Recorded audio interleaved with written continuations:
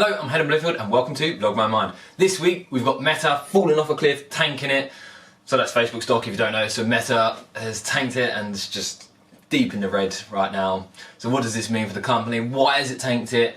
What can we work out from this? And also in the UK, the pending energy increases that we're all going to be facing in the coming months and what I feel this means for us in those coming months.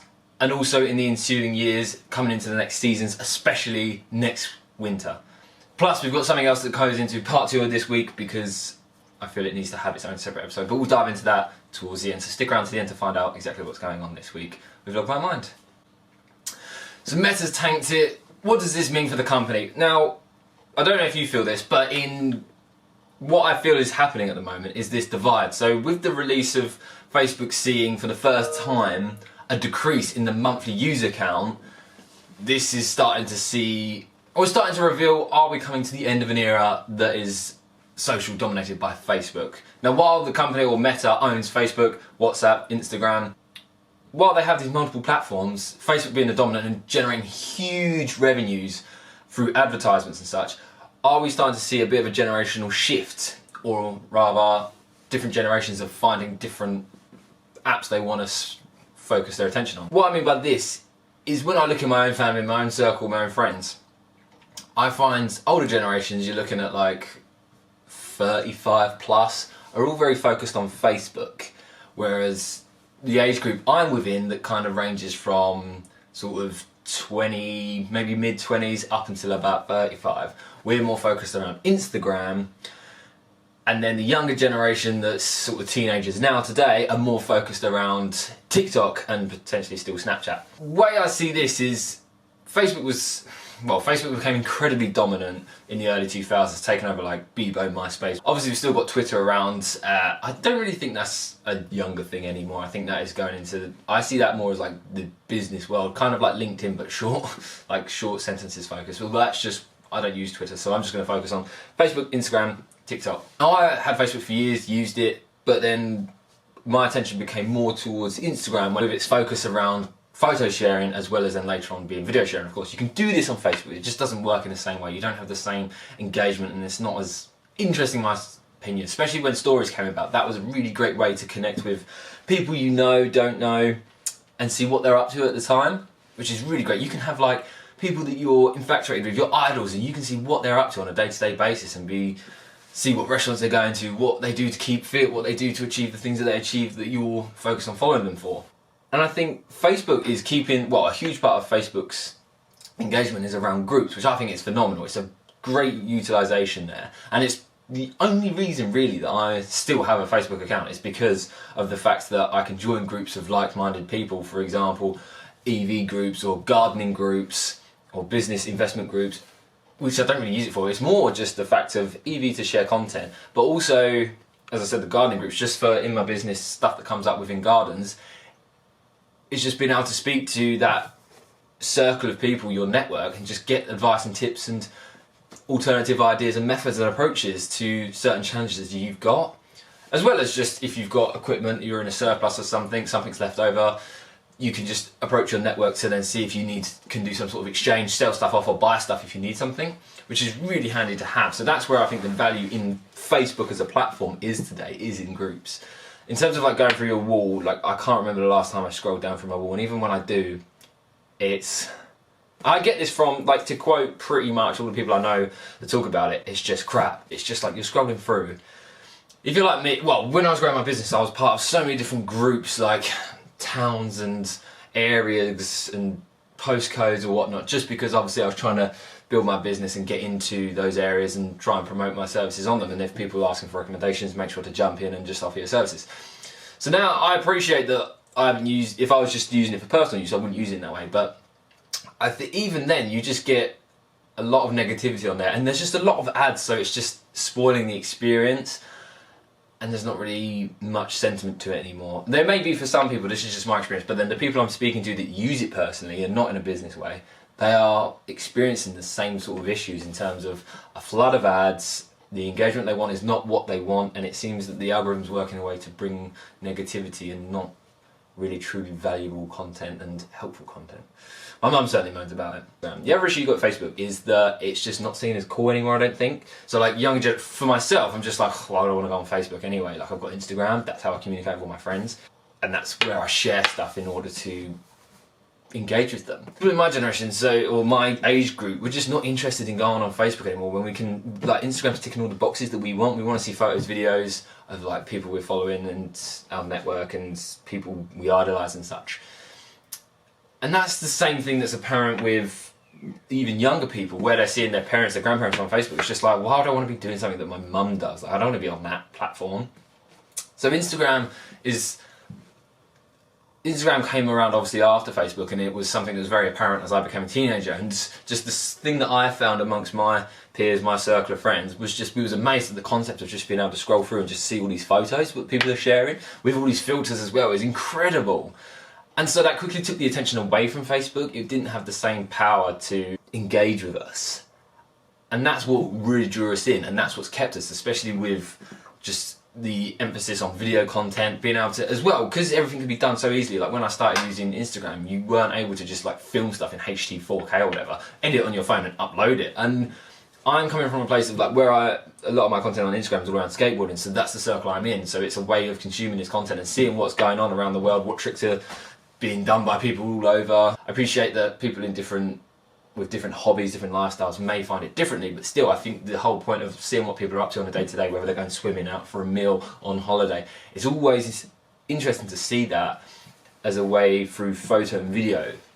We can gain so much more information. A picture says 1,000 words, a video says, 10,000 words. It captivates us far more than Facebook does, and therefore it's just kind of gone into the back drawer, become forgotten. And I don't really think anyone within my age group that I know of is really engaging on Facebook. It's a lot of them are deleting their accounts, or they're dormant.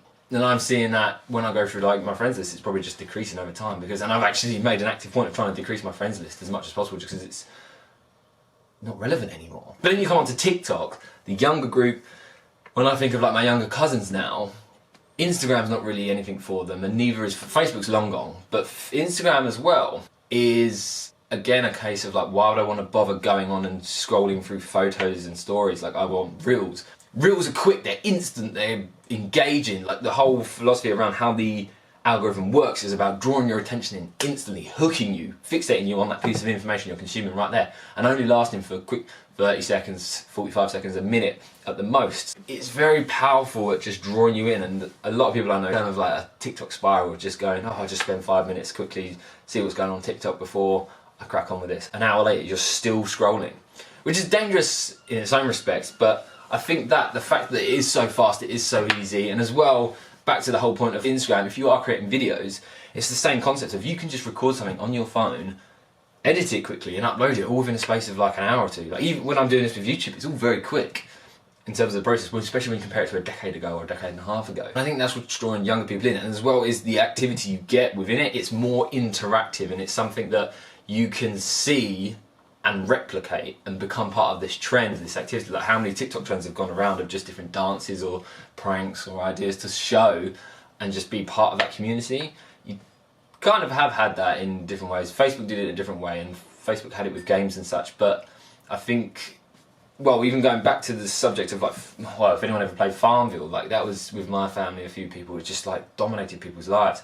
Whereas now I think they're becoming too outdated because they're not interactive enough. They may still be going, but in seeing the trend's been and gone. People don't sort of look to Facebook for games and engagement in that sense anymore, I don't believe. And as well, that's why Facebook's whole business model is moving towards the virtual world. But then the concerning issue becomes, are we as a species ready for that virtual world? Do we want to move to it that quickly? And it's something that I think is inevitable. We are going in that direction. We will experience the metaverse, and that will become a fundamental part of our day-to-day lives. It will be omnipotent takeover of just, it will be just like sending a tweet, it will be just like receiving a message, it will be just like scrolling through socials. We will all be engaging, it will be part of our work, it will be part of our social, it will be part of recreation, it will be part of our downtime. We will be on the metaverse experiencing all new, well, I say all new experiences, with old new experiences. The issue that Facebook's got going against them, that a lot of other tech companies have managed to do, is to look at the hardware development or platform development as well as just the app that is. So Facebook's got its app, it's got Facebook, it's got Instagram, an app. And when you take the alternative of like YouTube is another sort of social platform in a different way, but YouTube's owned by Google. Google has a search engine, so that way, even if Google has issues with like Apple, Microsoft, if they're suddenly exiled or some sort of issue comes across with different search engine, Apple or Safari wants to exile Google, well that's fine, they've got Google Chrome, and how many, like I often will use Google Chrome as opposed to like Safari and such. So that holds the benefit. As well with Apple, they've got the iPhone platforms apps, they've got a lot of other aspects that they're drawing people's attention in for, and the Macs, the iPhones have incredible utilitarian benefits to them, and they're able to collect data in that manner as well. Not to mention the latest Apple privacy updates that has wreaked havoc for Facebook's business model, therefore causing a whole manner of complications for Meta in terms of their revenue streams and their profits. The issue that Meta is facing is that they are purely based within an app. However, they've done their recent collaboration with Ray-Ban with the glasses, but again, it's like, can this take over? Can this be adopted by us as a species quick enough? Are they making a compelling enough plot to bring you into that? I don't know the answers, this is just things that I'm rolling through my mind, but as I said, I do think the metaverse is something that will become omnipresent within our existence and with our day-to-day lives. Whether that takes a decade, I think you'll see a very different world in 2030, the world that we experience and know and live in. Next point, energy. If you are living in the UK, you'll know that energy is becoming, or will become, a huge problem for many of us, and bills are becoming an increasing challenge for a lot of us, with the price cap being set at 50%, so that energy providers can increase their prices by 50%. Personally, I don't know about you, but I can't think of the last time that I experienced any service or product I purchased that went up by 50%. Maybe perhaps if something that was in the pennies, so you're going from like £1 to £1.50, yes, maybe that. Not anything in terms of if I'm spending more than 20 quid of being aware of anything that's gone up by 50%. And our energy bills, we're spending a couple £100 a month on energy, and yet now we're going to be seeing that couple hundred become 300. I really do think this can wreak havoc and will be a problem for us. Not to mention, in the post-COVID world of coming out of lockdown, being back into like this sort of new essence of normal, we're trying to open up, find new experiences, face mask, no face mask. One of the biggest industries to be hit during the pandemic was hospitality, entertainment, the activity of going out for the evening with your friends, with your family, to experience, whether that's in an escape room, at a restaurant, at a cinema. Those industries were hit the hardest. They were shut down. There was nothing really they could do. Obviously there was restaurants doing takeouts and such, but for the actual experience essence of it, it was derelict. It was dead overnight, and it was for a long stretch of time, and then to get back it involved a lot of work to get back there, only to be closed again. What do we all do when we see our bills increasing? What do we all do when money becomes tight? What do we all do when we start to become nervous, scared almost, of what the future holds in terms of being able to pay for the basic necessities in life? We all stop.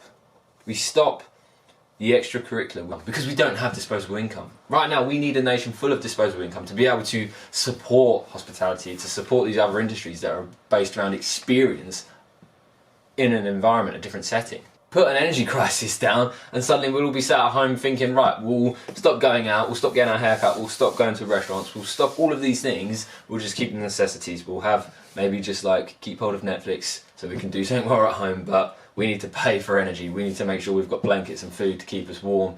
We need to stay warm. We don't need to be going out. And so I feel like we're going to have a whole nother lockdown as a result for hospitality, not through government enforcement or through a virus, but just because energy becomes such a challenge to afford that therefore for a lot of us won't be able to go out because we need that money. We need to make sure we've got reserves and make sure that our wages can cover just being able to have the heating on. In February now, coming out of like the winter as such, spring is on its way, so it's going to get warmer, days are going to get longer and lighter. But come October time this year, when we start heading towards winter, that's when it's really going to start to become a problem. The holidays will be a dark time next year, maybe darker than when we had lockdown and couldn't go out, because of just the challenges that people are going to have financially in being able to keep warm.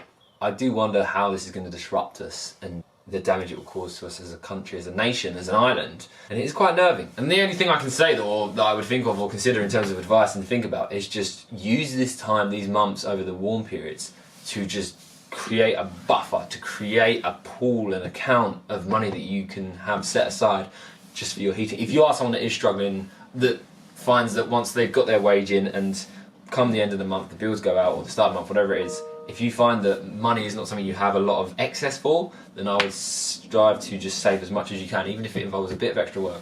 Like, take this as an idea, but something that I'd consider is just trying to get as much money accumulated so that you can have that set aside for the winter months so that you can afford to pay the bills. Forget presents as such, like, as well, the most fundamental thing is just seeing people and being able to experience togetherness. Forget like the material things, don't bother buying stuff, buy blankets, buy jumpers. And they can all be obtained at a charity shop. And also, if you have got the money now, is can you consider renewables? Can you get solar panels and batteries so that you are not reliant on the grid and you're therefore not paying these bills, and you can then have more control over your spending and have more knowledge around what this cost is going to be for you. You're not going to experience that 50% hike if you're not attached to the grid. Is this an option for you? The last point I wanted to come on in this week's Vlog My Mind is quite a dark story of something horrific that happened to do with my old school in my area, that I've experienced a lot of sympathy, empathy with the situation, and it's something that I really don't think can be discussed in an episode with different subjects, whether they're positive or negative. It's something that needs to have its own episodes for, or own video too, because it is just so traumatic for so many people and so horrific. Such a visceral tension and sickening in your stomach that it's hard to talk about, and I don't want it to be part of this video, so I will therefore do just a pure, raw, uncut dialogue, just sharing my thoughts and condolences for those that have suffered in this traumatic time. If you want to watch that, that's another reason I wanted to keep it separate, is if you don't want to hear about this story. It is dark, it is horrible, and it involves the death of someone very young. So if you don't want to watch it, don't watch it, otherwise it will be in part 2. But otherwise, I hope you have a wonderful weekend and a lovely day, and stay positive, despite the fact we've talked about a lot of dark stories. So, goodbye.